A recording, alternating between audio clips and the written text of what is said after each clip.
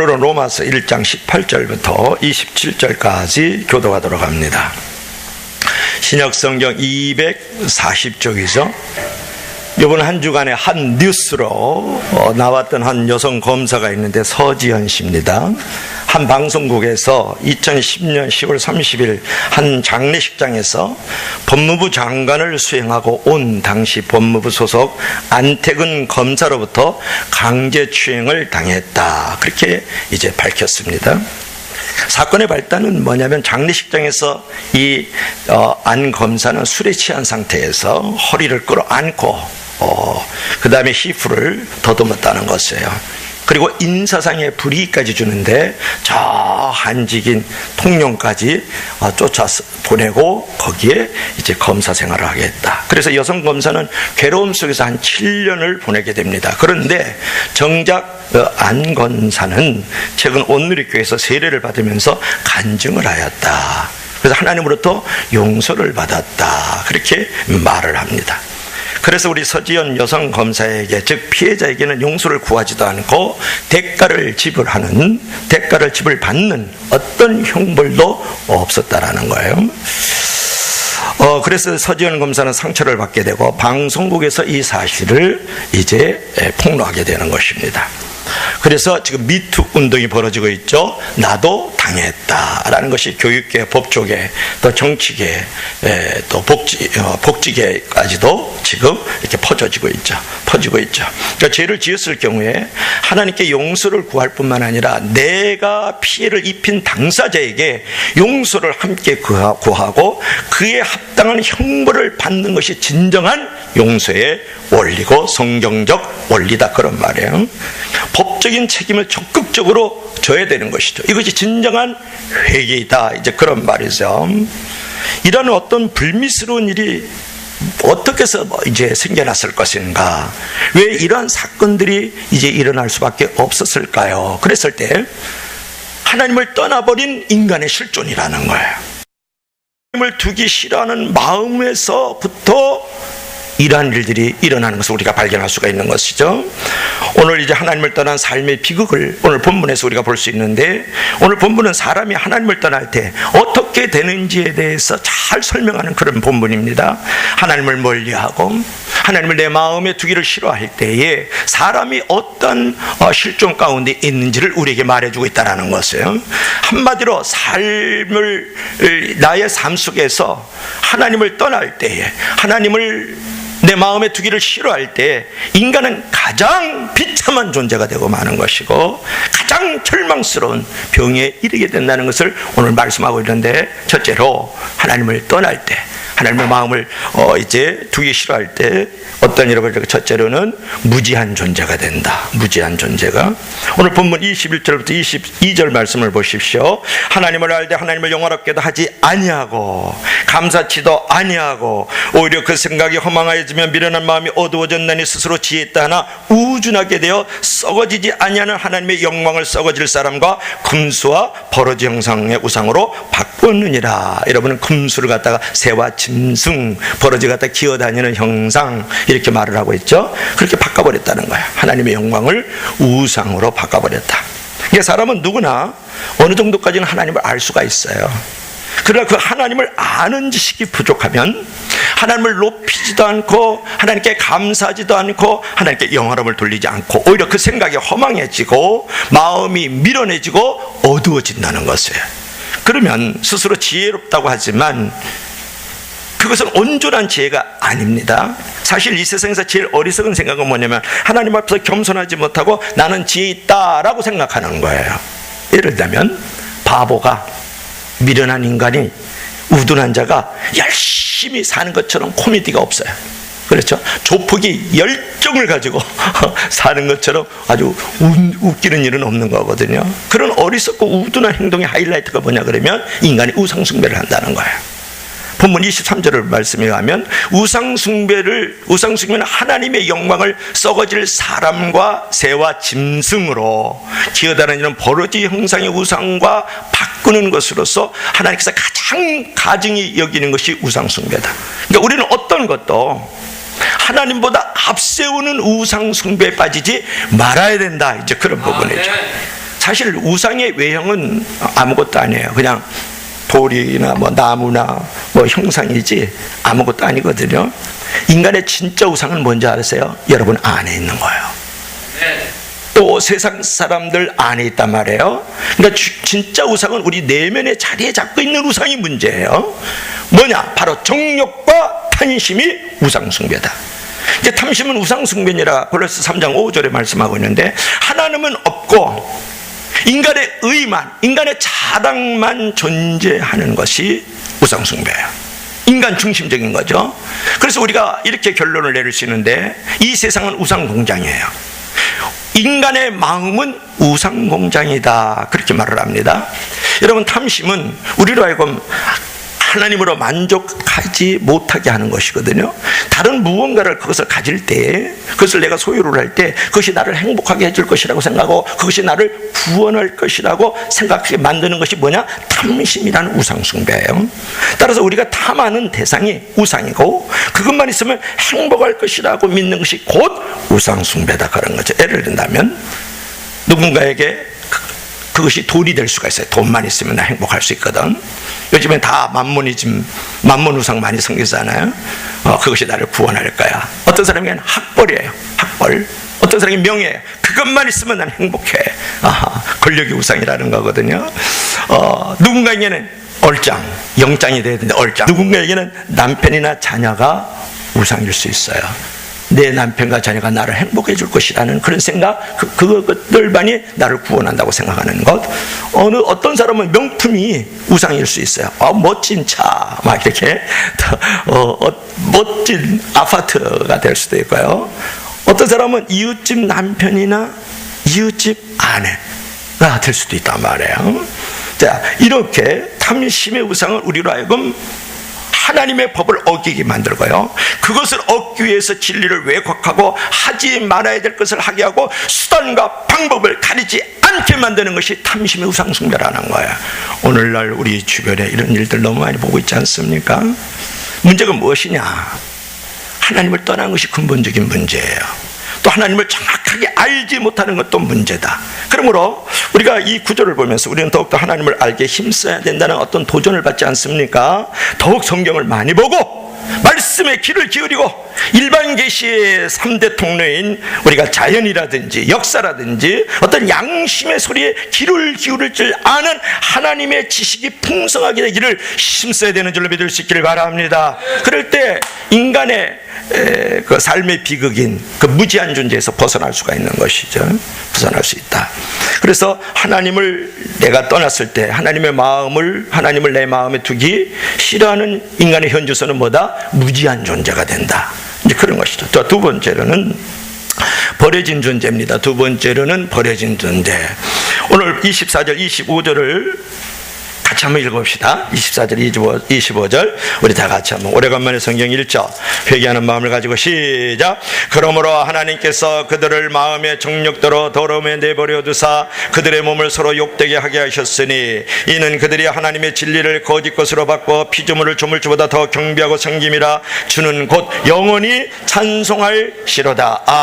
아멘. 여기서 24절, 26절, 28절에서 세 번 계속해서 강조하는 말이 있죠. 어떤 단어입니까? 내어버려 두셨다, 그렇게 말씀을 하고 있어요. 24절에서 저희를 마음의 정욕대로 내어버려 두셨다, 그렇게 표현하고 26절에서 저희를 부끄러운 욕심에 내어버려 두셨다, 그렇게 표현하고 있고 28절에서 저희는 그 상실한 마음대로 내어버려 두셨다, 이렇게 말씀하고 있어요. 이 구절을 보면 하나님의 가장 무서운 심판이 무엇인지를 여기서 보여주고 있는 것이죠. 그것이 무엇입니까? 그냥 내어버려 두는 거예요. 여러분, 사람이 진리를 거짓과 바꾸고 피조물을 조물주보다 더 경배하는 우상숭배에 빠지면 하나님은 그들을 정욕대로 살게 놔두어서 자기 몸을 더럽게 만들어도 아무 상관하지 않게 만들어버린다는 거예요. 이것이 큰 저주고 형벌인 거예요. 부모님이요, 자녀들이 해도 그냥 매를 대도 안 됐잖아요. 그러면 그때 이제 화가 이제 하늘 끝에 닿잖아요. 그러면 내버려둬. 그러다가 망하든지 흥하든지 뭐 놀다가 대게 가든지 말든지 죽든지 살든지 내버려둬. 그래서 문 쾅 닫아버려. 물론 이제 부모님은 자녀를 사랑하기 때문에 그렇게 내버려 두지는 않습니다만은, 하지만 정말 사랑하는 자를 그가 무슨 짓을 해도 내버려 두고 전혀 신경 쓰지 않는다 그러면 진짜 화난 거거든요. 그게 진짜 저주고 형벌이거든요.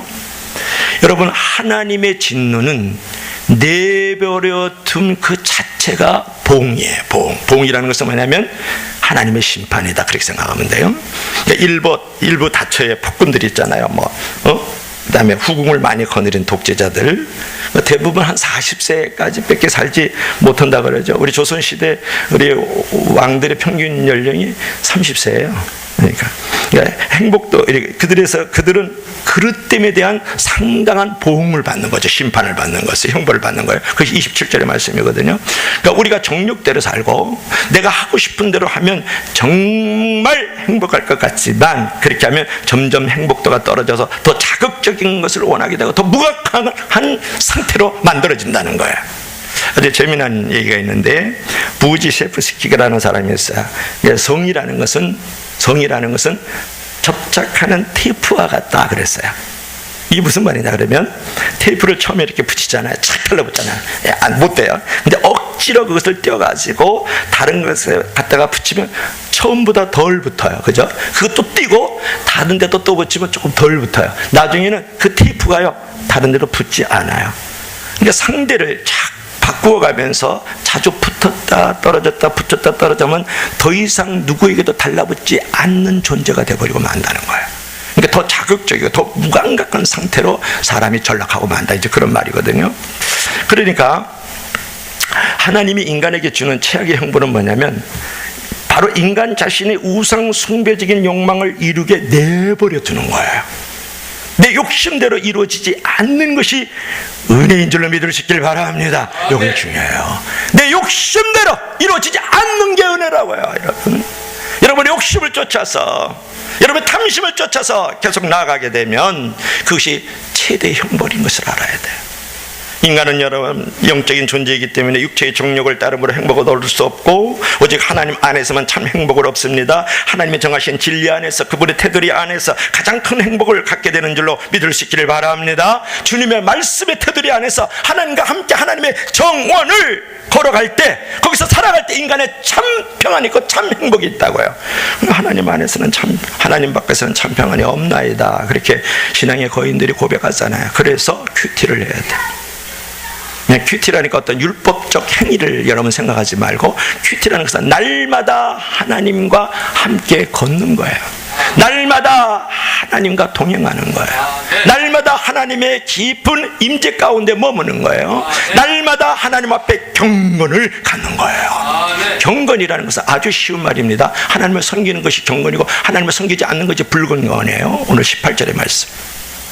그 하나님을 섬기지 않는 곳에서부터 무엇이 파생하느냐? 불의가 파생되는 거예요. 오늘 18절 말씀, 모든 악을 총칭해서 불이라 그래요. 하나님을 섬기지 않으면 하나님과 동행하고 하나님의 임재 앞에 머물지 않고 하나님 앞에서 경건을 날마다 이루어 가지 않으면 모든 악이 거기서 생산된다고요. 이걸 알아요.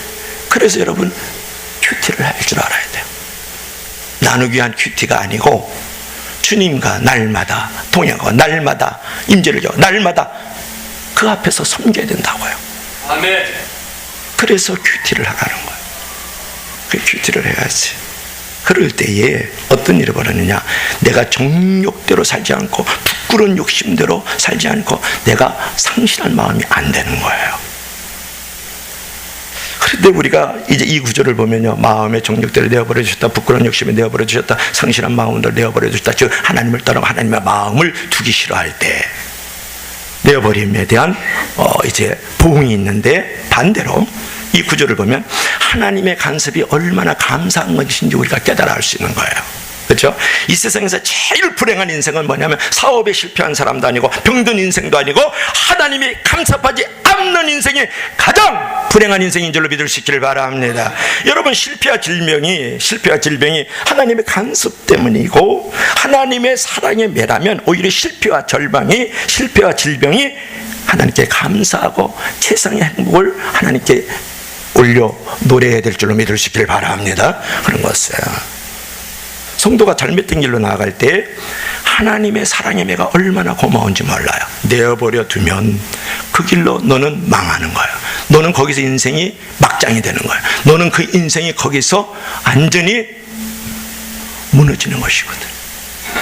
그러니까 하나님께서 나를 간섭한다는 것은 얼마나 큰 축복인지 몰라요. 그래서 우리가 진실한 믿음을 가지고 하나님의 자녀가 되었다면 어떤 고난과 어떤 역경 속에서도 불평하거나 두려워하지 말고 오히려 감사하고 찬양하고 하나님께 영광 돌릴 수 있기를 주의 이름으로 축원합니다. 그러니까 하나님을 떠난 자가 탐심의 우상 숭배에 걸려서 하나님께 버림을 당한다라는 것이 우리의 인간의 실존이다. 자, 세 번째 마지막으로 더러운 존재가 된다. 더러운 존재. 하나님을 떠나거나 하나님의 마음, 하나님을 내 마음에 두지 아니하면 더러운 존재가 된다고요.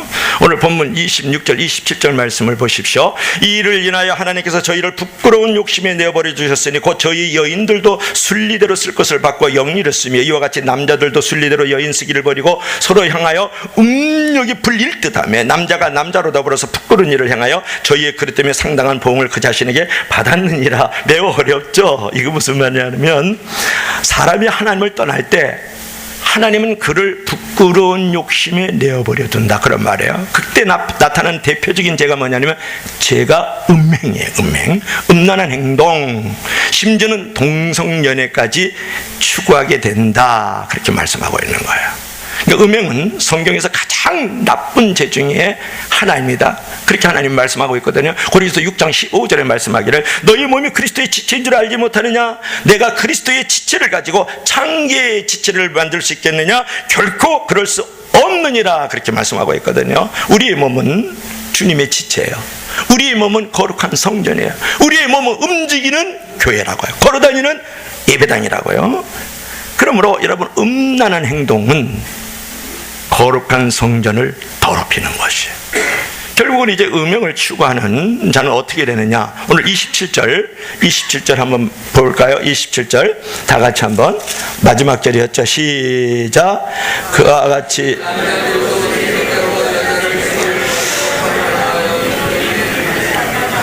남자가 남자와 더불어 부끄러운 일을 행하고 그들이 그릇 때문에 상당한 보응을 그들 자신이 받으니까, 그들이 그릇 때문에 상당한 보응, 즉 그 일로 말미암아서 하나님의 심판을, 하나님의 형벌을 그들 자신이 받았다. 우리 보응이라는 단어 잘 안 쓰니까요, 형벌이라 그러면 좋고 하나님의 심판이라고 생각하면 돼요. 그래서 우리가 음행을 할 때에 좀 성적으로 타락해서 우리의 몸이 성전인데 이것을 더럽히게 되면 하나님의 심판이, 하나님의 형벌이, 하나님의 저주가 그 자신 스스로가 받게 된다, 그런 말이에요. 이렇게 말씀을 하고 있다요. 말씀을 하고 있단 말이에요. 그러니까 성적인 범죄는 반드시 무엇을 한다? 대가를 치르게 된다. 어떤 대가를 치르느냐? 우리가 성적인 범죄를 하면 내가 알고 하나님이 알아요. 그래서 음행으로 인한 수치심을 이기기 위해서 술이나 마약에 빠집니다. 몸과 마음이 만신창이가 되고요, 부부관계가 깨어집니다. 가정이 파탄이 됩니다.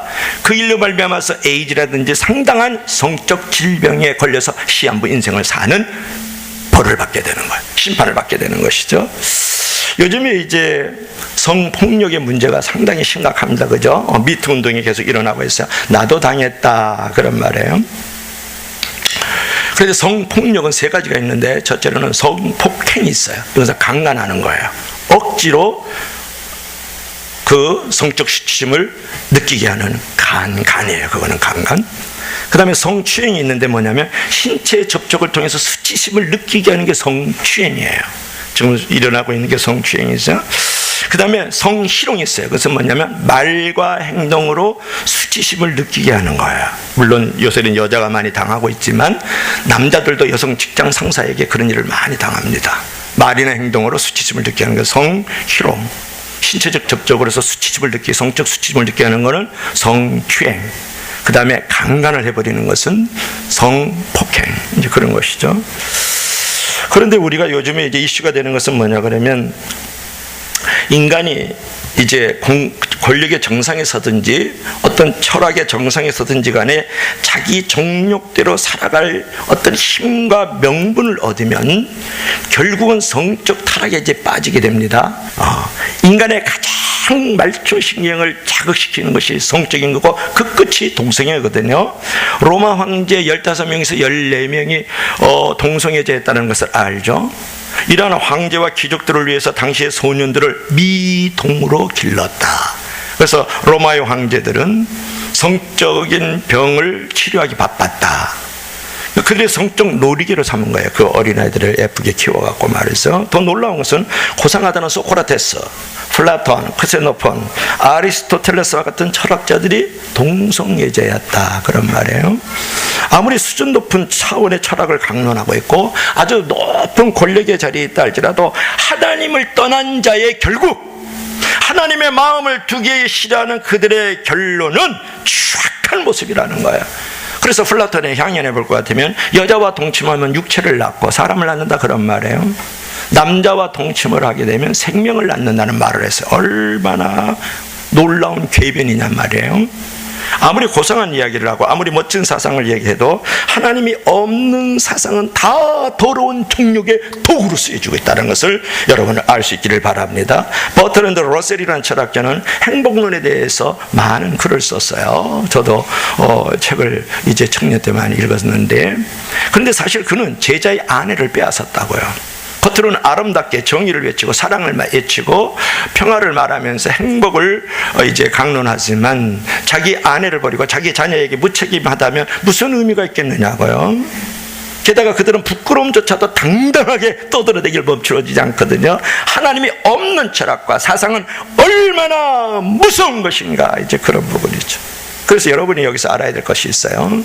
여러분 권력이 높은 자리에 있다 그래서, 또 철학의 정상의 언덕에 서 있다 그래서, 어떤 높은 어떤 법의 칼자리를 갖고 있다 그래서 법, 철학, 종교 그 자리에 높은 자리에 있다 그래서 또 그들이 건전한 생각과 좋은 이론을 말하고 있고 가르치고 있다 그래서 그들의 삶과 인격이 좋다, 바르다, 옳고,다 선하다, 의롭다고 생각하면 안 된다는 거예요. 여기서 다 속아 넘어가는 거예요. 교수가 바른 걸 가르치고 바른 이론을 가르치고 건전한 가치관을 가르칩니다. 그래서 교수가 그것이 삶과 인격이 좋은 거냐? No. 철학자가 아주 위대한 사상을 가르칩니다. 좋은 이론과 바른 가치관을 가르치지만 네가 좋은 사람이고 네가 바른 인간하고는 다른 거야. 권력이 높은 자리에 있어서 좋은 소리 합니다. 정의로운 말을 합니다. 그러나 네가 좋은 인간이고 정의로운 인간하고는 별개의 문제다, 그런 말이에요. 플라톤이 그랬고, 아리스토텔레스가 그랬고, 로마의 황제가 그랬고, 로마의 교황들이 그런 것이거든. 오늘 우리 주변에 보면 여기에 우리가 다 속아남아요. 그래서 오늘 성경은 뭐라고 말씀하겠습니까? 썩어질 사람과 새와 짐승과 기어다니는 벌러지를 우상하지 말아라. 오늘 왜 많은 사람이 다 넘어갑니까? 썩어질 사람을 우상하지 마세요. 오직 우리의 영원한 우상은 하나님인 줄로 믿을 수 있길 바랍니다. 그러니까 사람이 만들어 놨다든지 사람 그 자체의 우상에 걸리면 노예가 되고 인생이 망가지는 거예요. 내가 묶인다고요. 그러나 하나님을 내가 섬기면 하나님 안에서는 자유함이 있어요. 거기서 우리는 영원한 평안이 있는 줄로 믿을 수 있길 바랍니다. 그분만이 우리의 행복이고 그분만이 우리의 구원이 있어. 중요한 것은 우리 성경은 인간들이요 순리대로 쓸 것을 바꿔서 영리를 쓴다고 말을 하고 있거든요. 그들의 행동이 하나님의 질서에 어긋난다, 그런 말이에요. 영리라는 건 뭐예요? 하나님의 질서에 어긋났다. 그들은 그릇 때문에 상당한 보응을 받았다. 이것은 뭐냐면 하나님으로부터 심판과 형벌을 받았다. 그들 자신이 받았느니라. 27절에 말씀하고 있죠. 창세기 19장에 보면 소돔과 고모라가 나오는데 유황불로 그냥 이제 거기가 아주 뒤집어지셔서 아주 큰 재앙이 일어나잖아요. 거기에 아브라함의 조카 롯이 거기서 살고 있었다고요. 아주 그냥 에덴 동산같이 아주 그냥 기름지고 그냥 물이 넉넉하게 흐르고 막 짐승들이 살이 띠륵띠륵 쪄있고 내가 거기 가서 살 거야. 삼촌 안녕. 그러고서 이제 갔단 말이에요. 거기서 사는데 이제 암만 해도 하나님께서 불가유황비로 거기를 이제 재앙을 내려야 되겠다. 도저히 내가 못 참겠다. 그러니까 그걸 건지려고 이제 기도를 했더니 하나님께서 천사를 둘을 보내잖아요. 남성이에요. 말하자면 둘을 보냈더니 그래갖고 롯의 집에 가서 문을 두드리고 있으니까 그 동네 사람들이 소문동네 동네 사람 남자들이 다 나와서 우리하고 상관하자. 나하고 상관하자. 나하고 뽀뽀하자. 그 얘기예요. 거기서부터 동성애가 벌써 시작이 됐거든요. 여러분, 우리가 이제 영어로 갖다 호모섹스라 그러는데요. 이게 소도마이트라는 말을 표현을 해요. 소도마이트, 소돔과 고모라에서 나온 말이거든요. 여러분, 동성연애가 확산되는 것을 보면서 다가올 심판을 느끼며 더욱더 하나님 중심적으로 살아야 된다는 경각심을 갖길 주 이름으로 축원합니다. 결국 사람이 하나님을 떠날 때에 한없이 불행하게 된다는 거예요. 사람에게 가장 불행한 일은 하나님을 멀리하는 것이고, 사람에게 가장 행복한 일은 뭐냐면 하나님을 가까이 하는 것인 줄로 믿으시길 바랍니다. 그래서 우리가 성공적이고 행복한 삶을 살아가는 유일한 길은 뭐냐면 하나님을 가까이서 예배 중심적 삶을 살고 교회를 사랑하고 말씀과 동행하는 삶을 살고 하나님의 뜻을 따르고 하나님을 기뻐하는 일을 행하고 하나님의 나라의 영광의 복음을 위해서 기꺼이 기도와 믿음과 봉사로 살아가는 것이 바로 나의 행복을 만들어가는 줄로 믿으시길 바랍니다. 얼마나 교회 생활이 좋은 거예요. 얼마나 신앙생활은 좋은 것이에요. 여러분의 자녀 지금 어디 있어요? 여러분의 부모는 어디 있냐고요? 여러분의 형제들은 지금 어디 있습니까? 무엇을 가까이 하고 있자고 묻혔습니까? 어느 집에 암돼지, 수돼지 두 마리가 있었어요. 그런데 추석 보름 전쯤부터 주인이 수돼지에게만 먹이를 막 주는 거예요. 그러니까 암돼지는 죽는다고 소리를 꽥꽥꽥 이렇게 지르죠. 수돼지는 개걸스럽게 혼자 그 많은 것을 다 먹어치웠다. 그래서 수돼지는 살이 뒤룩뒤룩 쪄가지고 이제 돌아다녔어요. 그런데 주인은 도대체 왜 그렇게 했을까? 왜 암돼지는 안 주고 수돼지만 줬을까? 그 이유는 추석 전날에 가서야 밝혀졌어요. 구정 전날에 가서 밝혀졌어요. 수돼지는 그날 추석상에 올려졌어요. 추석상에 올려졌다고요. 바로 이날을 위해서 그렇게 먹을 것을 많이 줘서 살을 찌게 한 것이에요. 왜 하나님이 악한 자를 그냥 내어 버려 두실까? 심판날을 위해서 쌓아두고 계시는 것이거든요. 하나님은 의로운 심판이 나타나는 그날에 진노를 내게 쌓는도다. 그것이 2장 5절의 말씀이에요. 그러니까 하나님의 의로운 심판이 임하는 그날을 위해서 네가 지금 그렇게 하나님을 떠나고 하나님의 마음, 하나님을 내 마음에 두지 않음으로써 계속 불의 가운데 행함으로써 죄악을 계속 쌓도록 놔두는 거야. 그래서 진노의 날에 그것이 너에게 보응, 하나님의 심판으로 나갈 수 있도록 만드는 것이죠. 그래서 이런 우스갯소리가 있어요.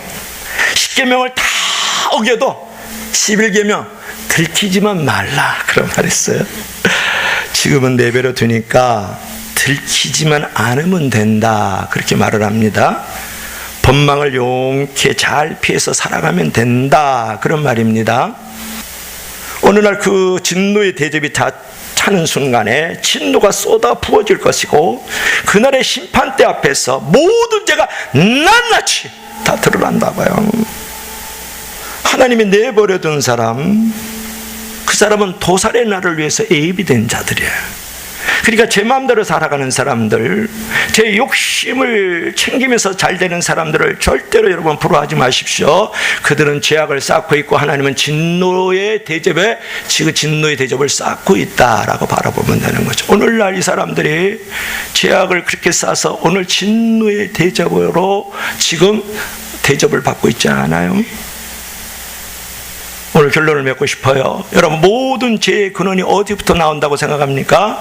하나님을 멀리함으로 하나님께서 간섭하지 않고 내어버려 두셨기 때문에 그런 거예요. 모든 죄들은 결국 사람이 하나님을 버리고 하나님께서도 그 사람을 마음대로 하게 함으로써 생기는 것이죠. 가장 불행한 인생은 하나님을 버린 인생이고 가장 무서운 심판 중에 하나가 사람들이 멋대로 하도록 내어버려 두는 것을 오늘 본문에서 우리가 발견할 수 있는 것이죠. 이 하나님의 심판 앞에 처한 이 시대의 문제, 하나님의 심판 앞에 처한 이 시대의 삶 속에서 우리가 새로운 삶을 찾을 수 있는 구원의 소망의 시작은 어디에 있다고 생각합니까? 그 구원의 출구는 어디 있다고 여러분 생각하십니까? 교회는 나오고 있지만 마음속에 하나님을 두기 싫어하는 사람은 여기 없는지 모르겠습니다. 이제 나의 죄를 지시고 십자가에 달리사 나를 의롭다 하시고 당신의 백성을 삼아주신 그 예수님을 정말 인정하고 내 마음에 모시고 있는지 묻고 싶습니다. 이제 예수님을 나의 구세주로 환영하고 내 마음의 자리에 그분을 모셔드리십시오. 이제 예수님을 나의 왕이고 나의 주인으로 인정하고 그분의 말씀이 나를 다스려 주기를 여러분 고백하십시오. 그리고 예수 그리스도와 그분의 말씀과 날마다 동행함으로 하나님 가까이 하고 하나님이 나와 함께 하심을 경험해서 우리 인간의 삶의 비극적 실존에서 여러분의 자유함을 얻고 해방을 얻고 탈출할 수 있는 저와 여러분들에게 주 이름으로 간절히 축원합니다. 축원합니다. 축원합니다.